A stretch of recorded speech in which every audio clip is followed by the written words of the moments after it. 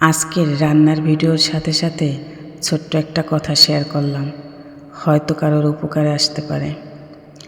আমরা অনেকেই জীবনের নানা সমস্যা, অশান্তি আর কষ্টের মধ্য দিয়ে যাচ্ছি। সবার কষ্টের ধরন হয়তো এক না, আলাদা, কিন্তু একটা জিনিস মনে রাখতে হবে, ধৈর্য হারানো যাবে না। ধৈর্যের এমন একটা গুণ যার ফল এ দুনিয়াতেও সুন্দর, আখেরাতেও সুন্দর। আমাদের বেশি সমস্যা হয় মানুষের উল্টাপাল্টা কথা নিয়ে। এক্ষেত্রে আমি বলবো, মানুষের সব কথা গায়ে লাগাবেন না, সব কথার উত্তর দিবেন না। কিছু কথা ইগনোর করতে হয়, কিছু কথা ছেড়ে দিতে হয়, আর আল্লাহর উপর ভরসা রেখে ধৈর্য ধরতে হয়।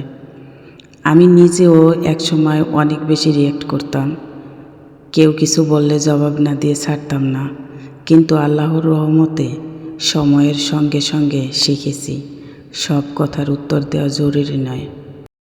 তাই তোমরা যারা জীবনের নানা অশান্তি বা কষ্টের মধ্য দিয়ে যাচ্ছ, তাদের বলবো, এত কিছু গায়ে নিও না, ধৈর্য ধরো, ইগনোর করতে শেখো, আল্লাহর উপর ভরসা রাখো। মনে রাখো, আল্লাহ তোমার কষ্ট দেখছেন। ইনশাআল্লাহ সময় বদলাবে। আল্লাহ আমাদের সবাইকে ধৈর্য ধরার তৌফিক দান করুক, আমাদের সব কষ্ট সহজ করে দিক। আমিন। ভিডিওটি ভালো লাগলে অবশ্যই লাইক, কমেন্ট, শেয়ার করতে ভুলবেন না।